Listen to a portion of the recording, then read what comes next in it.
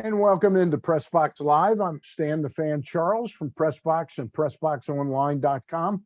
With me, as he is every Wednesday evening, is Gary Stein, my co-host on the show. Gary, how are you, my friend?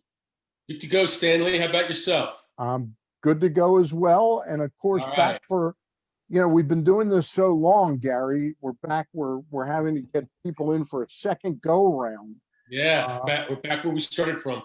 Yeah, but I thought it would be interesting to have Marty Conway with us. Marty is a professor of sports business at Georgetown University, and Marty is a longtime executive in the world of sports and with AOL for a long time, but worked for the Texas Rangers, Baltimore Orioles, and he consults with certain businesses when they're sports marketing. I thought it would be an interesting time to have you back on, Marty, because when we had you on, what we were doing was looking forward to when we could get sports back and what it would take to get them back. Now it's about 4 months later, and we've had a sample of everything. Maybe not all the college football or all the high school sports we'd like in the fall, but I thought we'd bring you back and uh, go over how we think sports is being, consumed and whether it's being appreciated the way it was before the pandemic. Your Yeah. thoughts on that broad topic?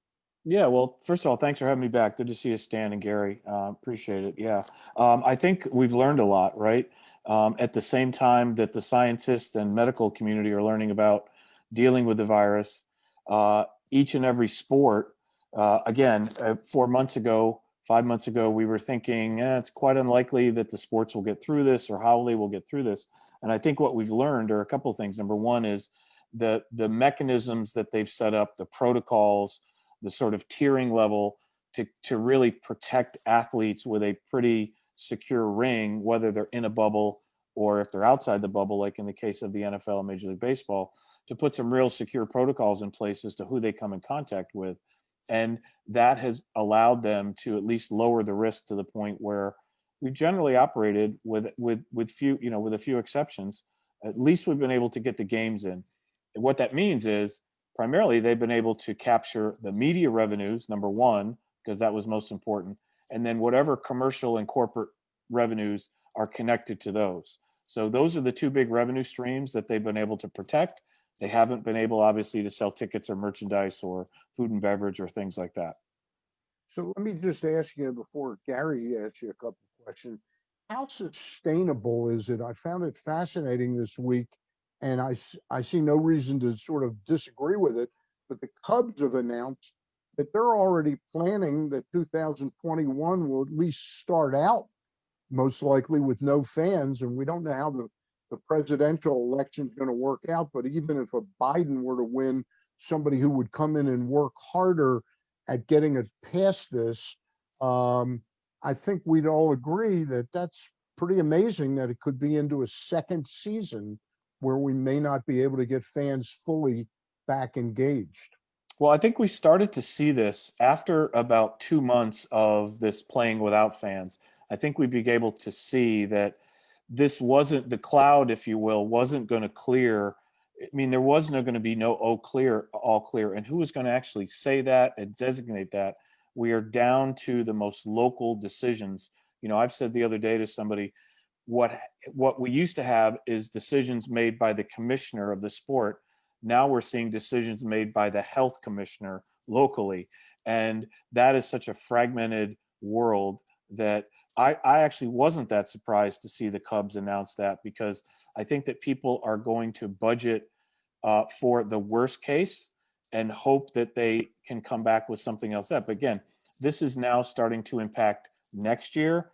And Yep. then I think without question, it's going to impact the year after that as well, because we aren't going to see a return to full revenues.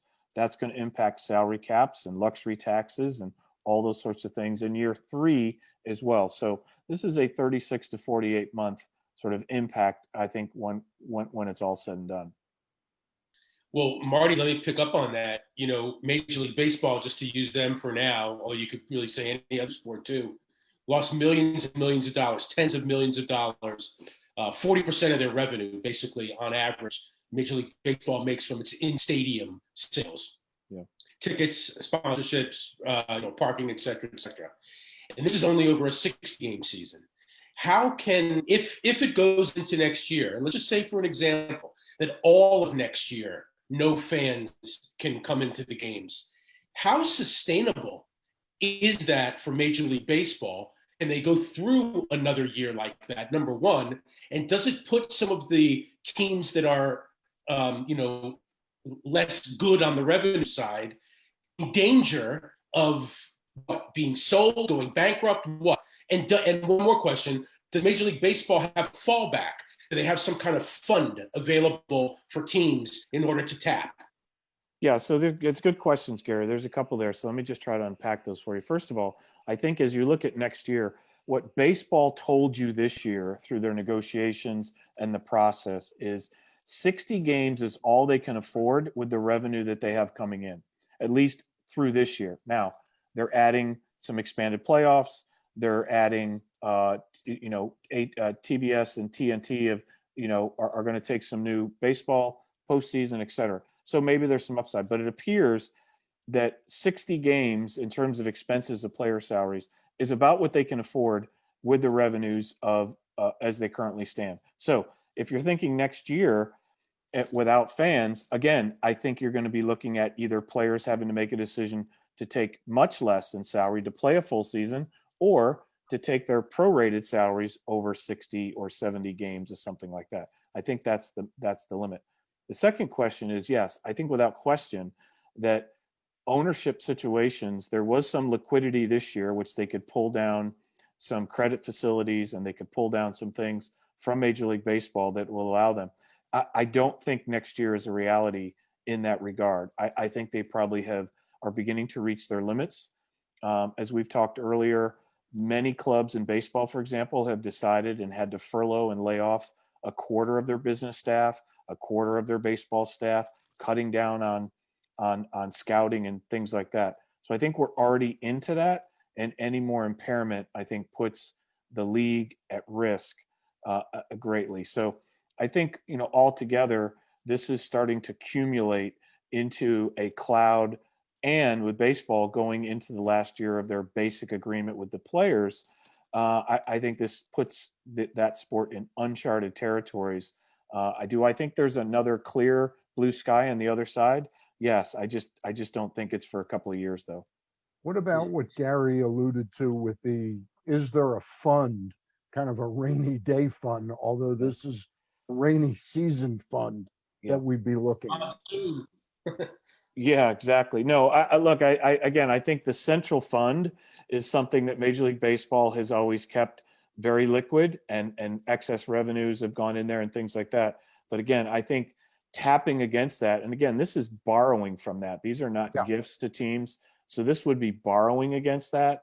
And so you'd have to look at the borrowing cost and what those sort of things are. So, but I do think that owners are going to have to really start to look at limited partnerships, taking on additional partners, finding some liquidity somewhere, new TV deals, whatever it is, to try to infuse enough cash to get them into and through next year on the baseball side. So it'd be a huge concern.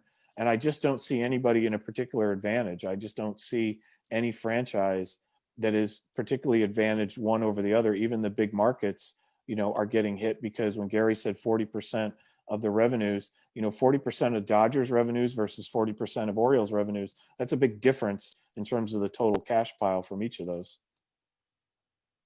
Marty, I wonder if there's a larger lesson that baseball has been able to teach us. And what I mean by that is this: baseball, and not football, actually, for the last couple of weeks, but as Stan alluded to, and we did before we began the Zoom, we'll see how football does now that a game has been postponed, and who knows, maybe more.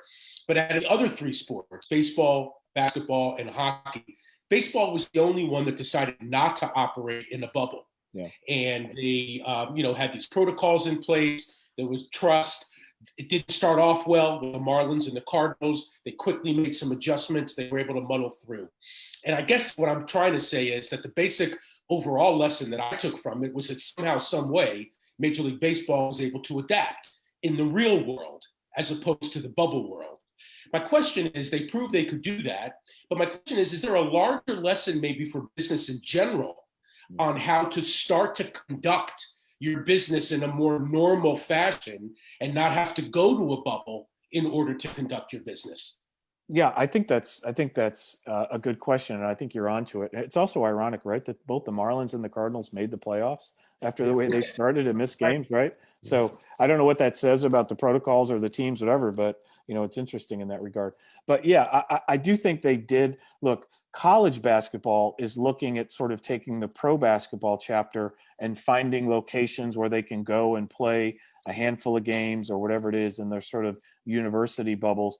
But for everybody else, they're probably going to have to learn from the Major League Baseball system, which is, can I, as I said earlier, can I put those rings around players, keep fans away, keep front office people away, do things like that. And as I talk to people in the industry now, both the NBA and the NHL are very concerned about the restart. They're not going back to a bubble in any way, shape, or form.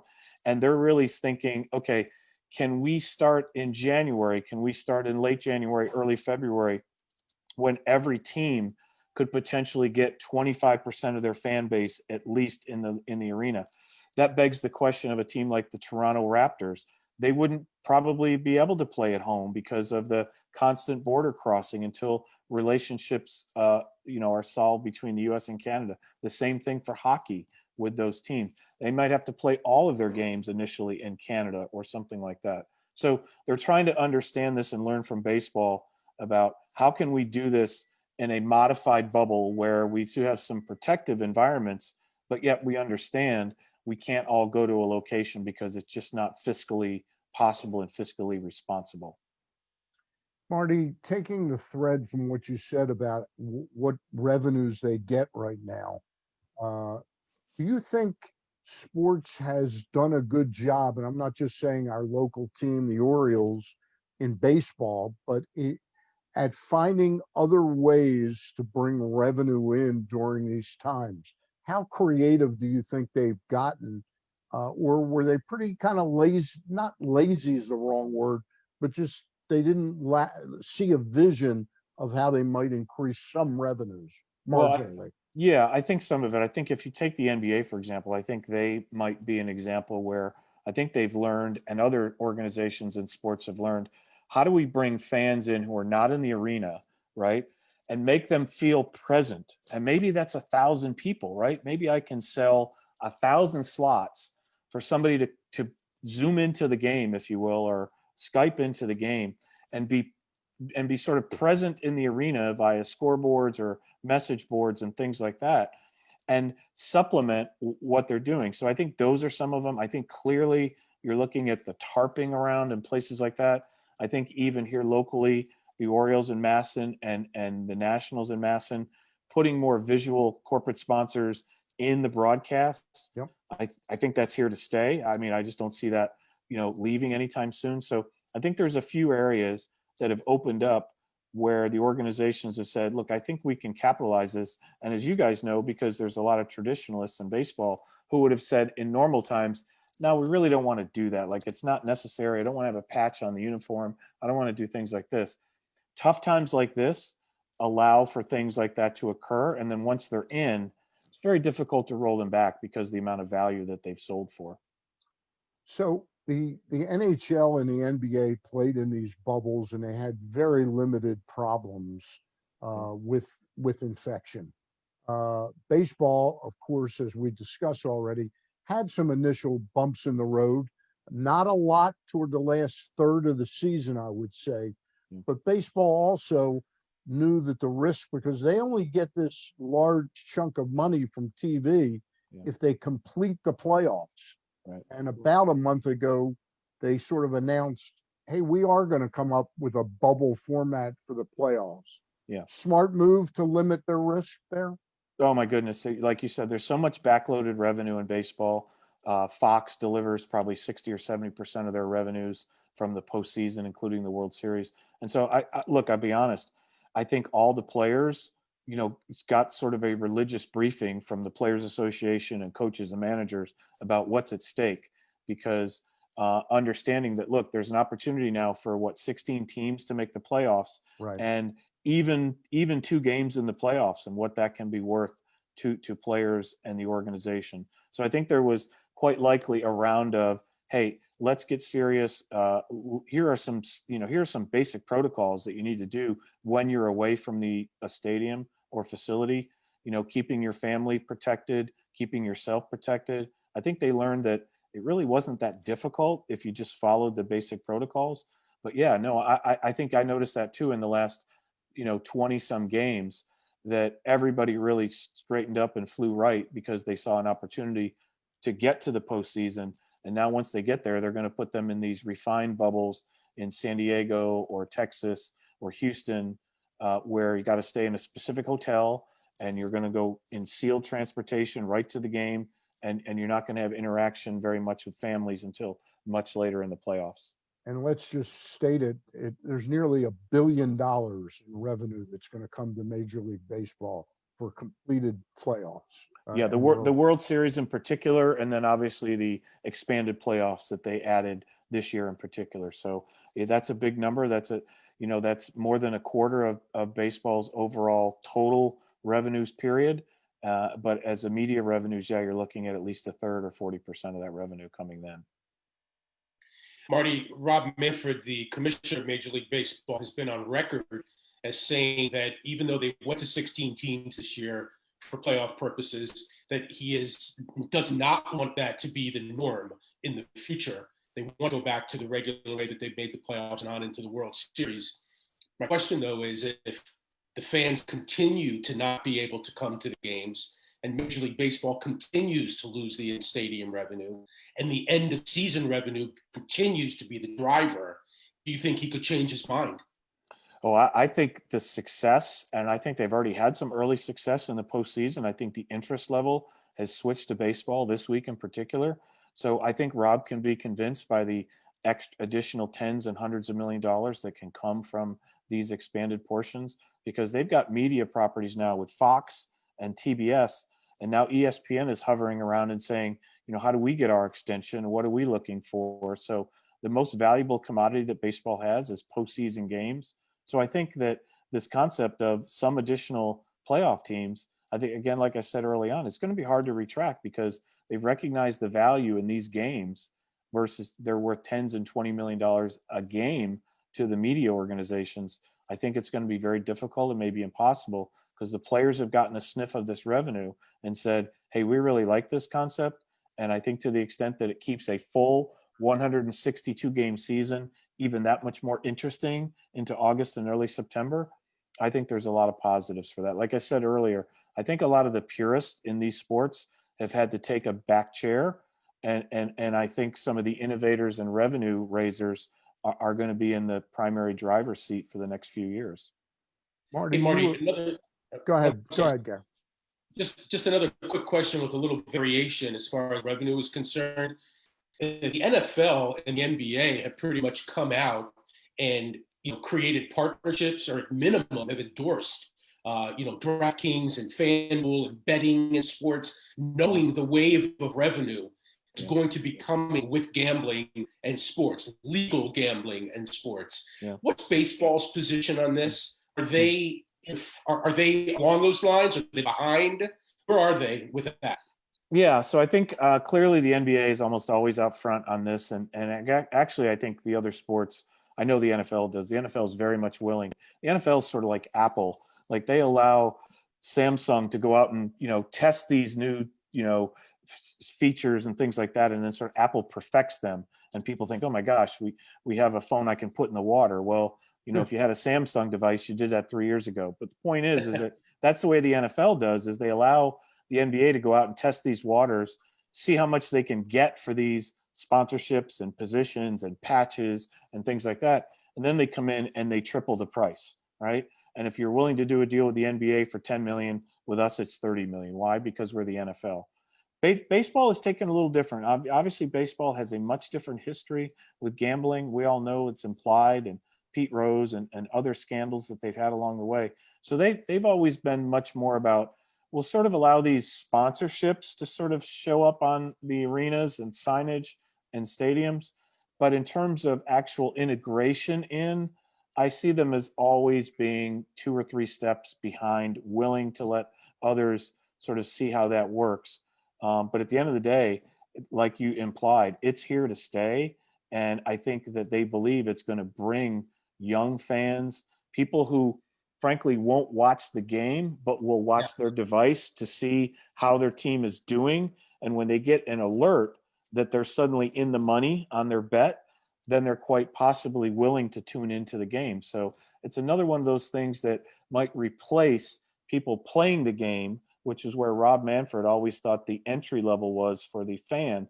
And I think things like virtual esports and betting could replace that entry point for fans coming into the sport from sort of a interest level perspective. I think it's important to note that all sports have been afraid of gambling because it could sully whether the outcome of a game is honestly adjudicated. And what they've allowed and are attached to are fantasy sports where it's not the outcome of games, it's players' performances. And that's vastly different. Doesn't take away the fact you could have a conspiracy for that's what happened in the Black Sox scandal, more or less, but it wasn't over these kind of things. Marty, I want to talk in the remaining time we have, and I know Gary will have a couple more questions, but you alluded early on to the sports and the basic agreements that, and baseball, their agreement is coming up at the end of the 2021 season. Do you think both sides, this is going to be an eye opener for them to reach common ground and say, hey guys, we really do have to get our oars in the same direction, or else we really are hurting our sport? Yeah, I think those partnership levers are going to have to be in place, meaning shares of specific revenues. Because one of the things that the NBA and the NHL were able to do was while they had to talk to their players about some new things, those levers of how much people are going to get paid were already in place, right? Because we know defined revenues, and we're going to share some of those. So I think that's a clear indication that those levers need to be in the basic agreement, and I think that's a more modern approach. Again, never say never in baseball, and the ghost of Marvin Miller hangs over the Players Association still to this day. But I think there is a real eye-opening there, as you said, your words, your key word, which is to say, we've got to be prepared for something like this, because about every 5 or 10 years we're hit with some sort of rollback, whether it's a economic recession. In this case, this is 100-year rollback. And where are we when that happens, right?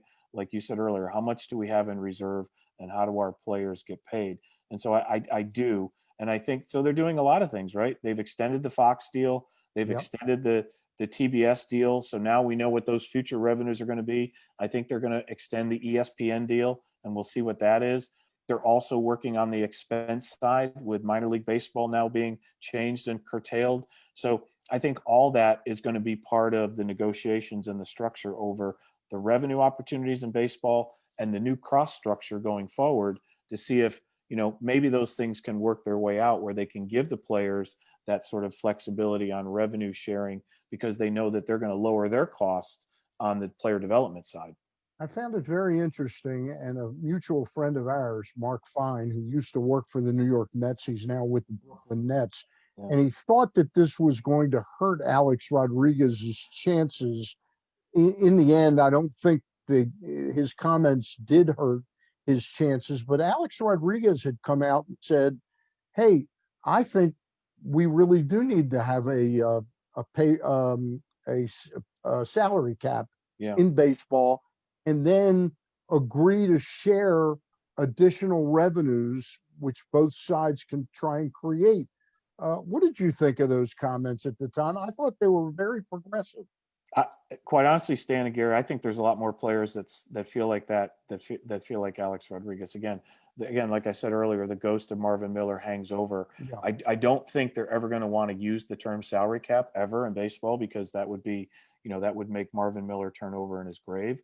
But I do think understanding what these revenues are, how we create them together, and again, back to Gary's point about sports betting and gambling, players understand that if they get involved, if baseball gets involved with some gambling and betting and revenues and that, the players are generating all that content, right? So a player's statistics are now monetizable by Major League Baseball. And I could expect the Players Association to say, we think we should be compensated for that because you're making money off of this sponsorship that is based on this production. And so let's talk about what that could be. So I think it has to lead to that kind of new modern agreement.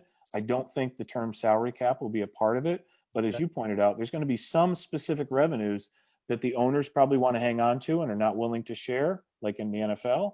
But I think there's a lot of other baseball related revenues that they could agree to share and just figure out what that percentage is. Gary, a couple more for you, and then I've got one more. Sure. For Marty, you myself to alluded one. to minor league baseball a couple minutes ago in your answer, and I actually wanted to ask you about that. I mean, what a double whammy minor league baseball had to take this year. Before the pandemic, there was a reorganization of the relationship between Major League Baseball and minor league baseball. There were a lot of teams that was threatened, and it did happen, would eventually just go away. That's number one. Number two, as you know, minor league baseball suffered tremendously from the pandemic. Yeah. Almost all of its revenues are generated in stadium with fans, and no fans this year. So just an overall general comment, what is the financial condition of minor league baseball today? And a part two, is there a threat to Major League Baseball? Could there ever be a dearth of young talent not being developed properly because of what's happening to minor league baseball right now? Well, as we speak today, Gary, today is, and I tweeted this out earlier, today's the day that minor league baseball died. There's a moment of silence because as we know, minor league baseball, it officially ended today. That basic agreement between the minor league clubs, the National Association of Professional Baseball Clubs, and Major League Baseball expired. So rather than renegotiating it up to this point, they just allowed it to expire, right? And so now they've already set in place, they're making some relationships with what used to be considered independent leagues, the Atlantic League, things like that. They're already talking about some of the lowest level leagues becoming more of these collegiate summer wood bat leagues, so that they can go around and, again, not have the obligation to put players in those places, but still scout those players. So I think even if baseball contracts, so to your first question, the worst place to be in sports today through this last 6 months is an owner of a minor league team, because as you said, 85 to 90% of their revenues are coming through the gate one way or the other, or they're generated through the gate. And so even if they contract that by 40 or 50 teams and bring it down to maybe 100 teams, I think what's going to happen is those other areas, that those 40 cities, communities, they'll retain some form of baseball. And like I said, whether it's a sort of a lower league college pro-am type league where players get scouted, I think ultimately baseball is just looking to lower their development costs, as I alluded to earlier, still facilitate baseball in places around the country, and then allow their scouts to go out and essentially scout these kids who they used to be paying $800 a month or something, and now they probably wouldn't be paying them anything to still find them. So I could see a draft going to maybe 20 rounds, and then just like the NFL, with their big slew of undrafted free agents after the draft is over, bringing in another 10 or 15 or 20 players on top of that in sort of just this free look-see type approach. So I think that's the structure that they have in mind. But for all of us who knew minor league baseball the way it was, that's just gone forever. And I hope, honestly, I just hope, because my first job was with a minor league baseball team in upstate New York, that to see communities lose baseball, I think would hurt Major League Baseball in the medium to long term. And I hope they have a plan for that. But this is what it looks like from a business standpoint is in the sort of near and midterm. One final question from me, Stanley and Marty, and then Stan, I'll let you finish it up. Flip the switch a little, or switch it up a little and talk a little bit about the racial situation in the country right now. Mm-hmm. And of all the professional sports, Big Four and soccer, we'll call it Big Five, Major League Baseball has the lowest percentage of African American players in its ranks of any sport. It's been as low as 6 or 7%. I think it's up to 8% now, if I'm not mistaken. But again, in that range. With what's going on in the country today and the focus being put on equality and the racial division going on in the country, is Major League Baseball in a good position? Are they trying to increase that percentage at all, or is this not on their radar at all at this point? No, I think it's definitely on their radar. And as I see it, you look at their organizations that they've supported, including locally here, what Cal Ripken is doing is trying really hard to get facilities into these communities. And that's a huge challenge because even if they come in with additional money to put it in, initial money, then it has to be maintained and over that time period. So that's what they've been trying to do, is to really get down into the facilities, into the cities, trying to get young African American boys attached to baseball at 8, 9, or 10. That's a really difficult reach, but I know they're doing that. What's happened in baseball overall, of course, is the influx of international talent, particularly through Latin America and the Caribbean, right? And with not having more slots at the major league level, because even though we've expanded a few teams over the last 20 years, it's, you're talking about 25 players on the major league roster times 2 new teams times 3 new teams, and so that hasn't opened up a lot of new slots. Those slots have come primarily from places in Latin America and the Caribbean, where they're desperate to get off the island. And when I talk to people around colleges and universities connected to baseball today, they tell me that they have kids who are juniors and seniors who in this point weren't willing to get drafted at 35 or 40th round and go play for nothing in Bluefield, Tennessee. But what's happened is there are a dozen Dominican kids who are willing to play for $1,000 a month in Bluefield, Tennessee. And I have a good friend, a former student, who essentially runs the language program for the Atlanta Braves and indoctrinates kids. And he's got kids from Venezuela, the Dominican, places like that. And he said they are just willing to do whatever it takes to get themselves into a minor league, a major league, facility and organization. And so I think that's the numbers game that's been played out. But baseball's been trying to do some things on the local level, but it's not generating the kind of numbers that I think are going to impact the kind of percentages that you talked about.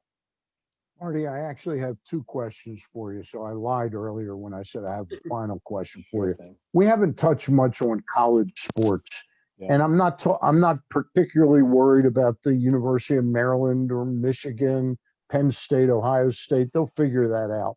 Yeah. But schools like our good friends at UMBC, Towson, Yeah. Loyola, and all of those types of schools around the country, Yeah. how much danger are they in of their whole athletic departments not being able to be funded to have jobs? I mean, is that a real and present, a clear and present danger? Yeah, great point. Yeah, there's no question that it is, Stan. And I would refer you to the announcement 2 or 3 days ago, that LaSalle University made, where they were lopping off, I think, a half a dozen sports, right? And LaSalle is not like, they're not playing football. They play men's Yep. and women's basketball. They do some other things, but they were cutting those baseball programs and swimming programs and things that we don't Golf see, programs. things that we don't see on a daily basis, but some of our kids play and go through those programs. And because again, last year, that men's basketball tournament not being played, and the fact that essentially all the Division I universities playing basketball collected about a third of the total revenue that they would have thought they were getting, that is now having that ripple effect all the way down into those places like you mentioned, Loyola, UMBC, Towson here locally, that's either going to have to come from increased local donations to save these programs. And I think what you're actually beginning to see is, as these programs are announced that they're being cut, they're actually trying to generate private donations to bring them back, which begs the question, if most of the money that's going to circulate through some of these lower level universities for Olympic type sports, then why is it structured the way it is, right? If it's private money that's saving the baseball program, and is that baseball program now going to be directed by private individuals who used to be affiliated with the university? So yeah, to answer your broader question, that slope is already beginning to see the runoff. And I would be very worried if I was in those moderate schools. The fact that if there's any risk of not having a men's basketball tournament this year in the NCAA, you're talking about wiping out 100 programs probably within a year if that were to happen. And that's why they're trying to do anything to save it. That is a clear and present danger. And Marty, my last question, and I don't know, I didn't go back and look at our first Zoom to wonder if I asked you this, but I know I asked some of our sports business people we talked about, is this pandemic sort of the nightmare scenario for sports, in one sense that people have now gotten used to watching sports on the tube and on these devices, and we've kind of gotten adapted to it. And we keep hearing everybody that's broadcasting the game saying, boy, we really miss you fans. Yeah. Are sports being presumptive to think that people will return when it's safe at the levels they were prior to this pandemic? So those that I talk to in the industry, okay, they have a couple. They say a couple of things. Number one, they're incredibly optimistic that fans will come back, that they've missed it. The other thing they'll say is, we used to have Fan Appreciation Day at the end of the season or a weekend. Every day is going to have to be Fan Appreciation Day until we can't think about it anymore. So that's number two. But to answer your point, it's all sorts of replacement behaviors, right? The same thing is happening in the theater business, right? We always knew this was going to happen. So live events and sports in particular, I think the people that I talk to are optimistic that fans come back. They have no sense in what volume they come back and how they come back. Will they continue to buy the premium levels? So I think organizations are thinking about rolling back budgets that look like something 3 to 5 years ago, because all those premium revenues, those are going to be slow to come back, because as companies, we're seeing a second and third leg in this sort of COVID recession. Airlines and hotels and places that aren't coming back anywhere near their levels, we're going to continue to see this unemployment number be sticky, in the high single digits. And I think that's just going to impact everybody, including corporations. Marriott's and other people are saying, we just don't have the money for that signage and luxury suite and sponsorships that we used to. Call me in a year or two, but for right now, I just have to put my money in basic things in order to keep my business moving fluidly. All right. Well, we appreciate it, but I've got to end on this sort of a downward note. You teach sports business to college students. You have for the last 6 or 7 years. That's down right. at Georgetown. You did some work at Loyola. Yeah. I guess the last 20 to 25 years, it's been a boom for universities to teach kids how to get into sports business. Yeah. Is it a good business to get into now? Well, it's interesting because in terms of enrollment at the graduate level, enrollments have actually gone up. Now, I think that has a lot to do with the lack of jobs in the industry, and so if you were headed that way and there's no jobs, you step into the university. But what I think it has highlighted is the areas that will be. So esports and analytics and things like that are probably going to be the replacement areas for some of the other PR, CR, community relations and things like that. So I think there's a sort of a sobering assessment of the industry, and that is, if I'm going to break into the industry and I'm a male or female, there's 3 or 4 areas that have now become very obvious, and operations and things like that, those are not going to hire back quickly. But I think analytics and some of the other esports and those sort of electronic things, I think will, because there's a lot of upside and a lot of interest and money that's ready to come into those spaces. Gary, you got one last one for Marty? I think he'll answer it. You're all out? You did good. I think we're good to go, Stan. All right. Right. Marty Conway, always a pleasure to speak to you. Always one of the smartest guys in any room. Marty Conway, former executive in big league sports and now a professor of sports business at Georgetown University. For Gary Stein and me, we'll see you down the road pretty soon. Okay, guys, thanks very much. Take care.